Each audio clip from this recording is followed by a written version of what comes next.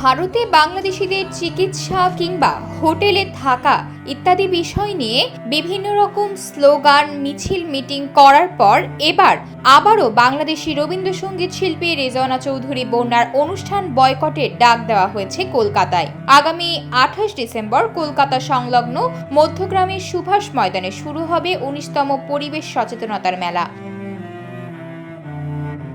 উদ্বোধনী সন্ধ্যায় শিল্পীর তালিকায় রয়েছেন বাংলাদেশের বিখ্যাত রবীন্দ্রসঙ্গীত শিল্পী রেজওয়ানা চৌধুরী বন্যা। তার অনুরাগী শুধু বাংলাদেশেই সীমাবদ্ধ নয়, পশ্চিমবঙ্গ তো বটেই, বিশ্বের যে কোনো প্রান্তেই বাঙালিরা রয়েছেন, তাদের কাছে রেজওয়ানা অত্যন্ত পরিচিত একটি নাম। ফলে এবারের মেলার স্টার অ্যাট্রাকশন ছিলেন তিনি। আর সেই অনুষ্ঠানের এক পোস্টার নিয়েই সোশ্যাল মিডিয়ায় শুরু বিতর্কের ঝড়। রেজওয়ানা চৌধুরী বন্যাকে অনুষ্ঠান করতে দিতে নারাজ মধ্যমগ্রামের হিন্দুত্ববাদীদের একাংশ। হিন্দুত্ববাদীদের পাল্টা করা অবস্থান নিয়ে আয়োজকদের ঘোষণা, প্রয়োজনে দ্বিগুণ নিরাপত্তা নিয়ে অনুষ্ঠান হবে, কিন্তু বয়কট হবে না। সোশ্যাল মিডিয়ায় পোস্ট করে হিন্দুত্ববাদীরা পৌরসভার কাছে আবেদন করেছেন যাতে বন্যাকে অনুষ্ঠান করতে দেওয়া না হয়।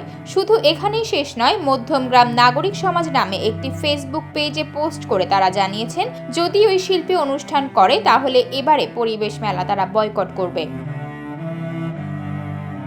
ভাইরাল হওয়া পোস্টে লেখা হয়েছে, একজন ভারতীয় নাগরিক হিসেবে মধ্যমগ্রাম পুরসভার কাছে আবেদন জানাচ্ছি, আগামী 28 ডিসেম্বর মধ্যমগ্রাম পরিবেশ মেলায় বাংলাদেশের এই শিল্পী রেজওয়ানা চৌধুরী বন্যার গান পরিবেশনা অবিলম্বে বাতিল করা হোক।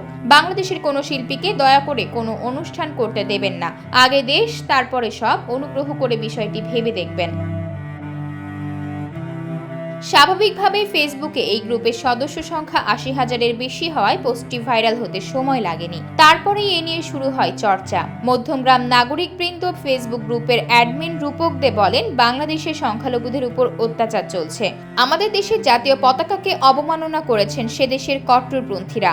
এমন পরিস্থিতিতে বাংলাদেশের কোনো শিল্পী প্রতিবাদ করছেন না। আমাদের কাছে জাতীয়তাবোধ আগে, তাই আমরা বাংলাদেশ শিল্পী রেজওয়ানা চৌধুরী বন্যার সঙ্গীতানুষ্ঠান নিয়ে আপত্তি জানিয়েছি।